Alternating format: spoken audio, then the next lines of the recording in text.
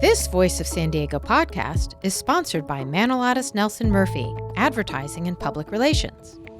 M&M brings decades of experience and their vast network to you. The firm develops insightful strategies and cost-effective tactics to help clients achieve their goals and connect to those who matter most. M&M specializes in media relations, community engagement, crisis communications, and cross-platform marketing. Learn more at mnmadpr.com.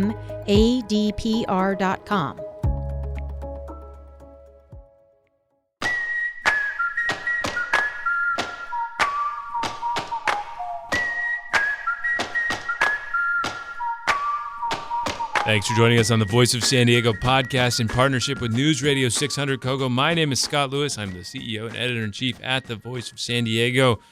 I'm joined, as always, by our assistant editor, Andrew Keats. What's up?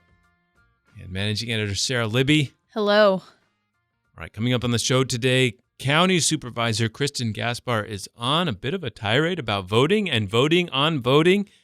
We'll break down what has her fired up and what it means for the primary election in March. And Andy has an update to his investigation into the San Diego Police Crime Lab and the rape kits that they did not test and then did test. Some they did not fully test. All of that. Okay, but first, quick bit of news about the podcast. Next week, we're going to be at Mission Brewery, the historic building that used to be a bread factory in East Village, and now it's a cool little brewery. We are apparently not sick of events after PolitiFest. Still doing it. Just doing another one. So if you are still buzzing from PolitiFest or if you missed your fix, come see us. We'll have a live show with special guests. Carol Kim, she's the political director for the Building Trades Council, the union of unions that build things. And Ryan Klumpner, political consultant from the more right of center takes. We are calling it the hot takes on city politics before the fire starts. How about that? Pretty good. It's good. Nice little tagline. Andy will be there. Sarah will be there. And I will be there. So hope you can make it. Get your tickets at vosd.org/brewsnews. That's BREWSNEWS. That's vosd.org/brewsnews for live show tickets. All right, I did start writing or watching Succession. Happy Congrats. And I like it. And I like it for many of the same reasons that I am hopelessly addicted to another show. And that is the show of the Chargers fumbling in Los Angeles. It's fun to watch something burn down slowly. It's fun it's like there's the same dynamics of like kind of bumbling heirs, heirs to a fortune, trying to figure things out. It's like, remember when Game of Thrones got to the end of the books and then the next season just became like fan porn and everything you wanted to happen came true? I feel like that's what the Chargers in LA is like. It's a concept. Not for them. Yeah, not for the Chargers, like for me watching it unfold. Yeah. Uh-huh. Yeah, it's just a concept. It's like you never know when an episode is going to drop. And so when you see one come, it's just like, hello, episode of more things going wrong for the Chargers in Los Angeles. So this week, the NFL world was ablaze with hot takes about a report in The Athletic about the league talking about moving the Chargers to London because of how badly things were going. The part about London is fine, kind of thinly sourced. I don't know. What really got me was that it was written by Vinny Bonsignore, possibly the most credulous reporter about the optimism and hopes and potential success the Chargers would have in Los Angeles when he wrote for the Daily News. Not really a term reporters love to see attached to their name. Credulous. Yes. He was the guy that would like constantly apologize and explain why it was going to work out to people on the Twitter, for example. It's like, you don't know what you're talking about. These smarter guys know it's going to work out. It's a long term. It's a race. It's a marathon, not a sprint. So for all of those things. So what you're saying is, of all people, to be suggesting that things aren't going well, for this to be the guy. So just to give you an example, he tweeted one time, R.E. the Spanos not being great owners of the Chargers narrative. Period. The Chargers have put a pretty darn good product on the field for the last few decades. Just like stuff like that constantly. Really? Yeah. It's just good stuff. So he, in his story, said, The Athletic has learned that NFL owners are concerned enough about the Charger situation in LA, where a crowded sports market and presence of the more established Rams have resulted in a tepid embracement of the Chargers. Is embracement a word? Yeah, I fumbled over that when I saw it too. I was like, but the Athletic has really good copy editors, so I don't understand what that is all about. Unless tepid embracement is like the look that my dog gives me after I tell her to stop licking her butt. Like, I think that's what. It's not. It's not? It's not a thing. A thing. All right. Chargers owner Dean Spanos was not happy with this. And that's where the story really took off, the backlash. He told an LA Times reporter, quote, "It was a load of crap. We're not going to London. We're not going anywhere. We plan to be in LA for a long fucking time." That was bullshit, that story. Oh boy. Whew. Nothing says things are going well like fucking insisting that things are fucking going well. Go ahead. So, you know what my reaction to this was? What? So if you just take the Athletic report on its face and say, this is the thing that's being contemplated. So the premise is that they're trying to get out of this crowded market where there's a more established Rams team. Why would you go to London, where obviously the London Monarchs are the NFL premier beloved team? So we learned a fun fact about Sarah this week, and that is that she was perhaps one of 12 Yes. serious aficionados of NFL Europe. I love it. I still love it. I barely remember it. It's just a very special time in American history. I just remember very European clearly history. that I would stay home from church because I had to watch it. Yeah. God or the London Yeah. Monarchs. Yeah. The Super So Bowl would end and you'd be like, football season's beginning. It's finally beginning. Yeah, no, so I was a Barcelona Dragons fan. Not the rain Because of fire. all not the Rhine Fire. Yeah. Scottish Claymores. You would really watch these, and they broadcast it on the cable? Absolutely, yeah. And you just... It was on ESPN too. Yeah. So that was back when ESPN It's 2. a nice little time, just alone in the house with your Scottish Claymores game. I have talked about this before, but we did grow up when ESPN 2 was became the basis for the Ocho joke in Dodgeball. Yeah. Like, they didn't have argument shows on for 24 hours a day. Yeah, no. They just had weird secondary weird sports. Yeah. Yeah, It's like great. lumberjacks. Saturday mornings Bowling. were lumberjacks. A lot of bowling. Yeah. Darts. Well... Indoor lacrosse. Well, good for you that the NFL's finally returning to It's great. the great land of the Queen. So anyway, another episode dropped this week on that story that I cannot stop looking at. It's just wonderful.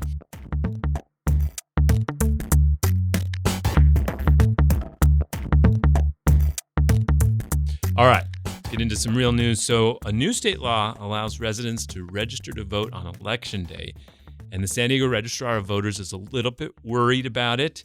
He proposed spending $900,000 and asked the County Board of Supervisors, there's 5 supervisors, remember, if they would approve that $900,000 to open 4 satellite offices and to ask voters who are planning to register the day of Election Day to go to those, which is odd because if they're planning to register, maybe they're more organized than the people we're talking about. Sure. Yes.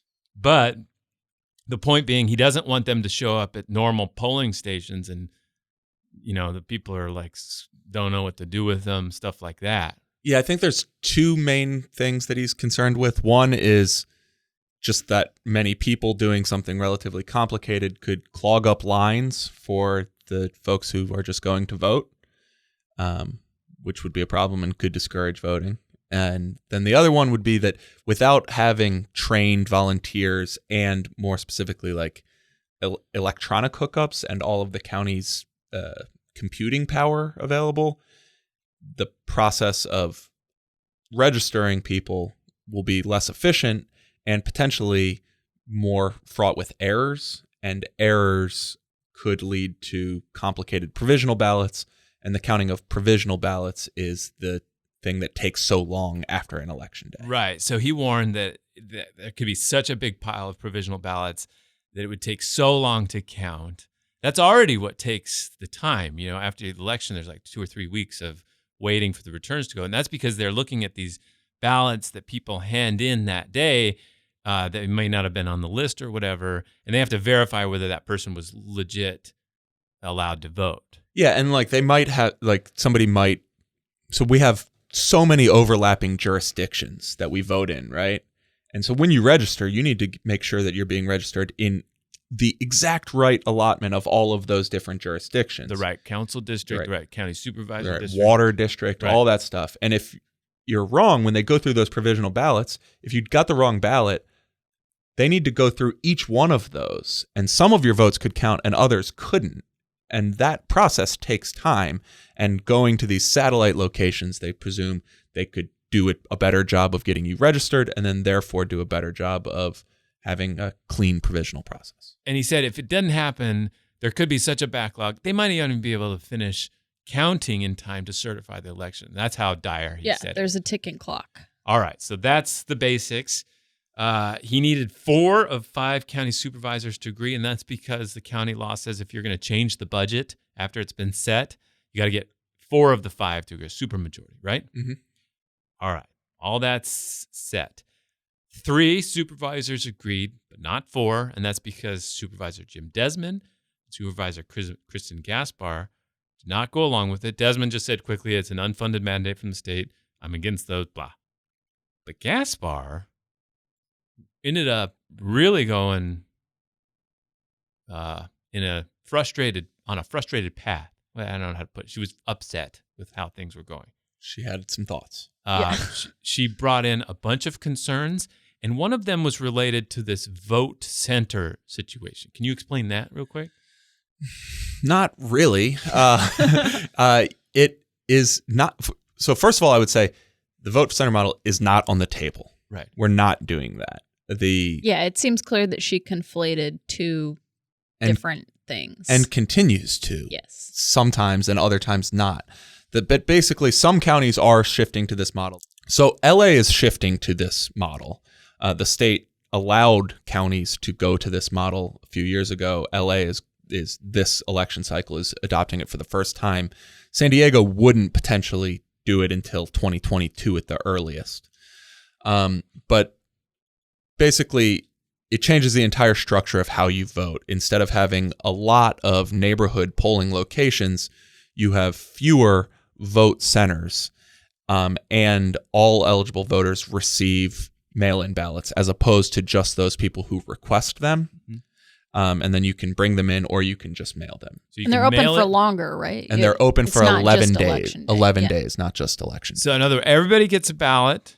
You can mail it back in, or you can take it to one of these vote centers. To any vote center. And that's what's happening in LA. And it's being hinted at it might happen here. Yeah. And that was part of the discussion in a way where he said, the registrar's like, yeah, we might be doing this. We're studying it or whatever. Although I should add that Diane Jacob made clear that she doesn't support it. So if it was on the table for a vote, they wouldn't have the votes to do it anyway. So, but Gaspar sees it on that possibility and starts to make a broader point about fraud and everything that's going on. And she's just like, this is a big mess, and she's not going to vote for it. Yes. Okay, so it goes down, but the county staff I just want to underline this real quick. This vote center model, and this might have been ripe for confusion, is that the county explained the results of this study of the vote center model at the same time that they said, we can't do that, but what we do think we should do this year is add these 4 satellite offices, which is not the same thing as a vote center model, but we're talking about it right now at the same time. So it wasn't Gaspar who conflated the two. It was the county staff. County staff did. But, yes. Okay, so she's really upset. She goes, they shoot it down, but then the staff is so worried about it, they're like, we've got to figure out some way to do this. And it immediately becomes clear that Diane Jacob, the chairwoman of the board, is going to try to bring it back in a different way. Yeah, I would even add, Helen Robbins Meyer, the chief administrative officer for the city, County. was all but begging people to come vote. She was just like, we have a very serious problem. I cannot express this more clearly. We need you to vote for this. Right. And they were just like, no.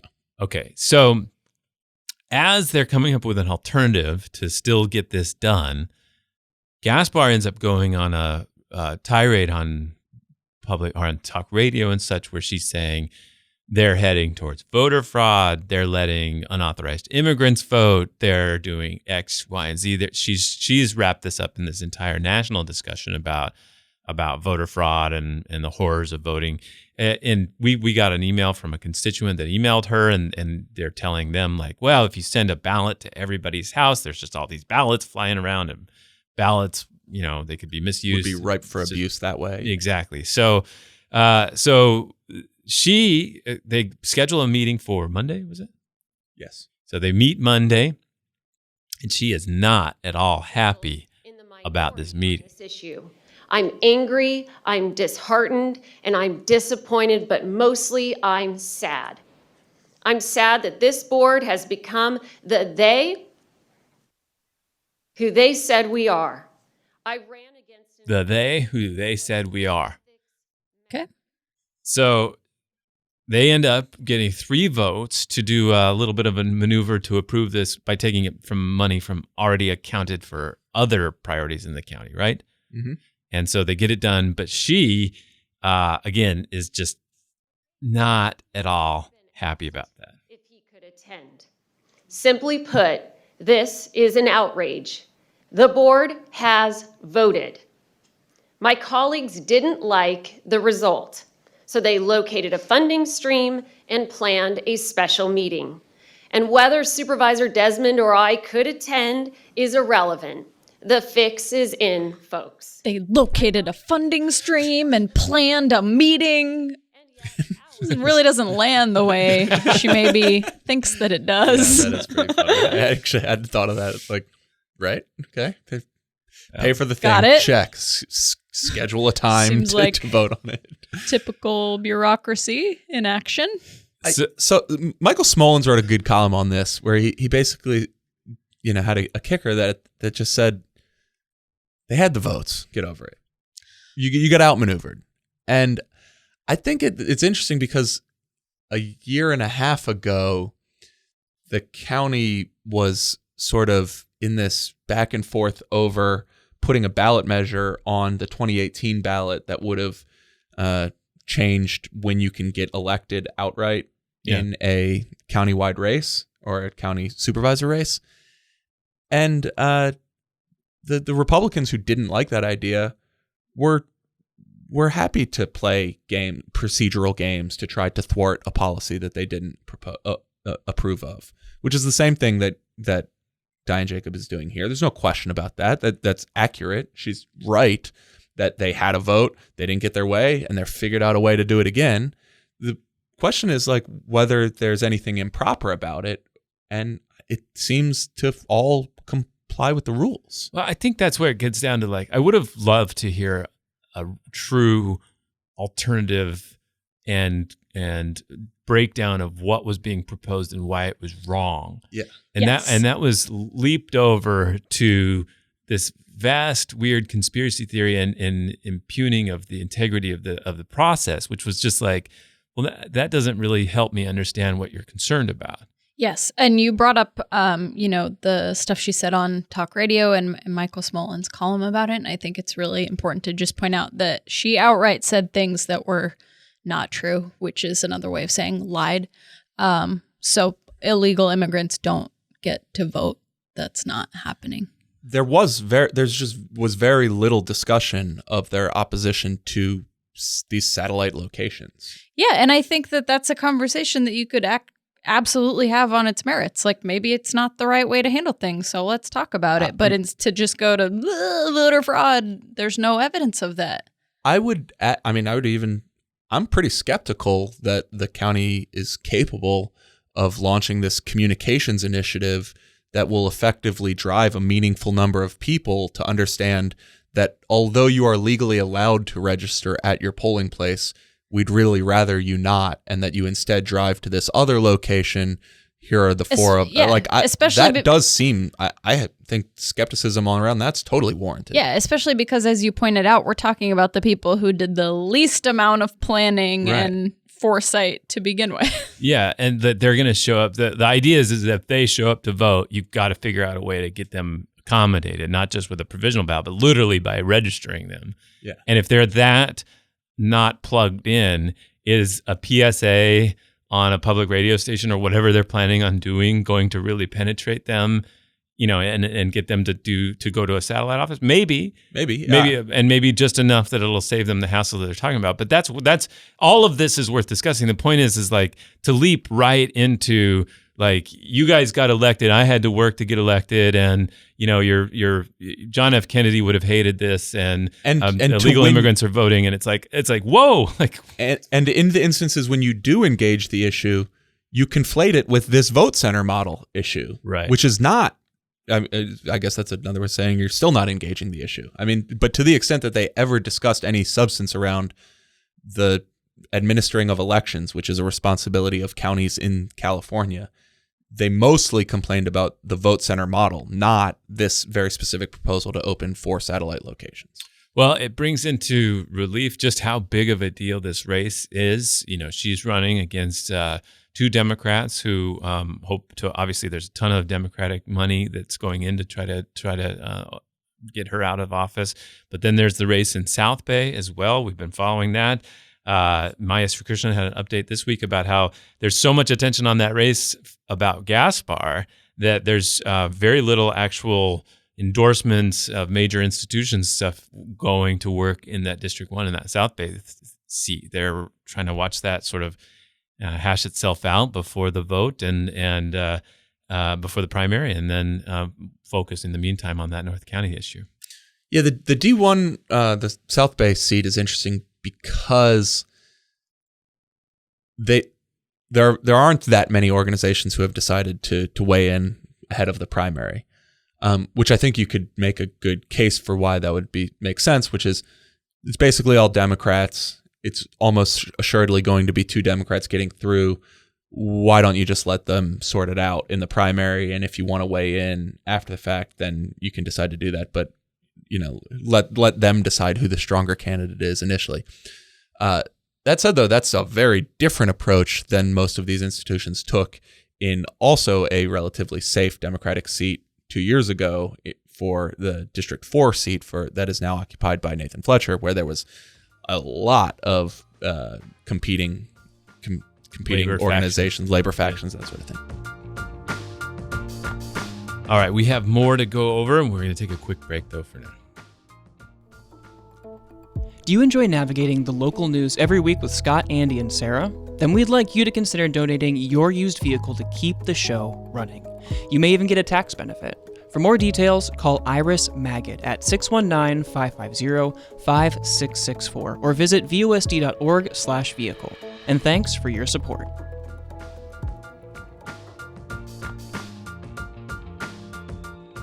We are back.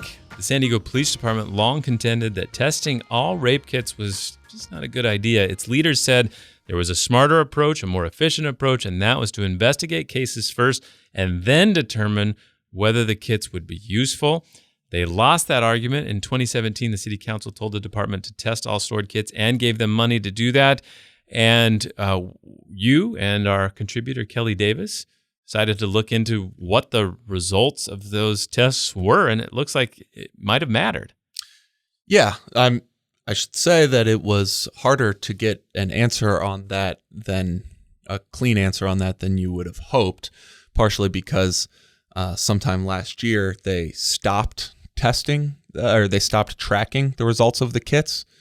They can't tell us that they do not differentiate any longer between whether a historic kit, a kit from the backlog, what happened when that was tested versus an active kit. So they can't any longer provide this information, but they did track it for a period of time.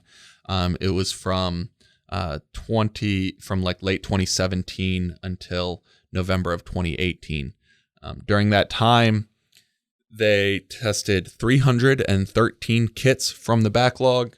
121 of those found a viable DNA profile, which was added to the federal DNA tracking database.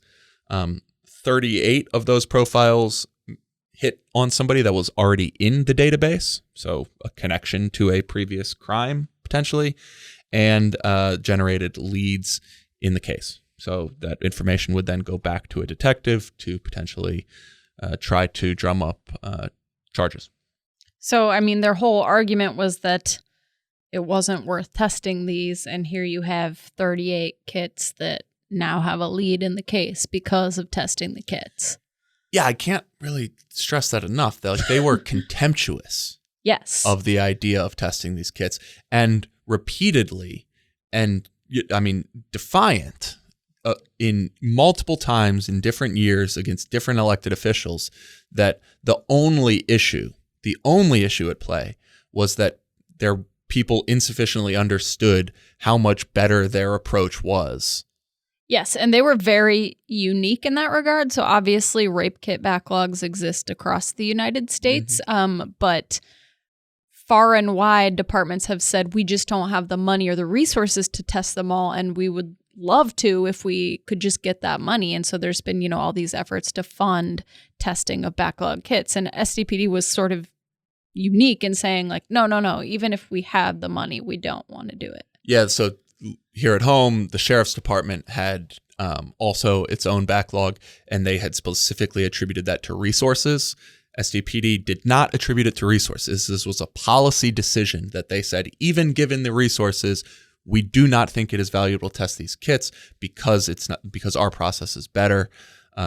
Also, there was a state audit that looked at 3 different large departments, including SDPD.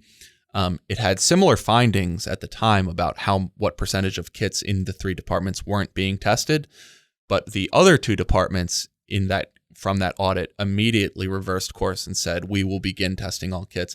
And even after that audit, SDPD, that was actually during the time period when they gave some of the comments to us about just how misguided it was to test all of these kits.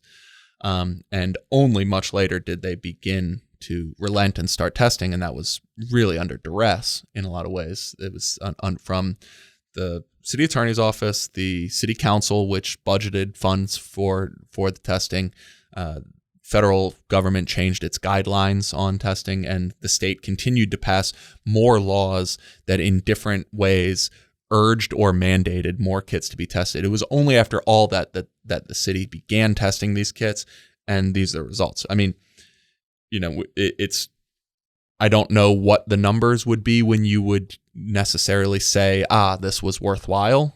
I don't know. For some people, that might be 1 kit. Yeah, 1. And for other people, it might need to be something different. But look, I think basically a third of kits pulled a viable DNA profile that could go into it, and 1 out of 10 kits connected it to a previous crime. Yeah. So overall, you've now studied these various aspects of it. What are your major takeaways from this reporting effort? I think the bottom line that we saw is that the city of San Diego dragged its entire body across the floor to keep itself from testing these kits, which they had said clearly and unequivocally from the beginning they did not think had any value. They went so far as to implement policies that would make the testing of these kits less effective, but faster and less resource intensive. And even still, their own data shows that it was not the useless effort that they suggested. So there was a change. They decided to join this countywide cohort to just make sure all the kits went to one place, sort of outsourced it. Were there other changes that came from that we've just seen since we've started doing this reporting? Well, they've said that they will, that none of the policies that we'd previously discussed would be in place going forward. So they will not. They will send out their kits to another lab to partially clear out the backlog. They've committed to not allowing new backlogs to develop, which is also something that isn't really option of theirs anymore because of state law that's been passed since then, and the specific kind of corner-cutting policies that had been implemented will no longer be in place at any point going forward. Okay, so, but as far as we know, nobody has been held accountable yet. Yeah, the department has announced that they're investigating and taking a look at things, but no major changes have been announced yet. All right, thank you.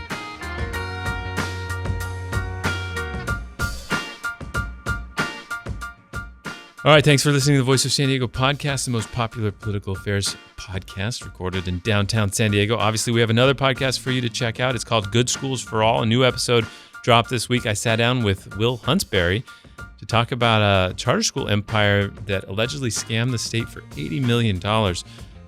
There's a lot to explain there, and we sat down and talked about it for a while. There's a link to in the show notes. Don't forget about the live show next week, Wednesday, Mission Brewery. Get your tickets at vosd.org/brewsnews. Link in the show notes as well. I'm Scott Lewis, CEO and Editor-in-Chief. Andrew Keats is Assistant Editor. Sarah Libby's Managing Editor. And this show is produced by Nate John, Megan Wood, and Adriana Heldes. And a special thanks this week to Chris Weaver. He is a member and a volunteer of Voice of San Diego who helped in the podcast studio this week. Thank you, Chris. We appreciate it. Talk to you next week.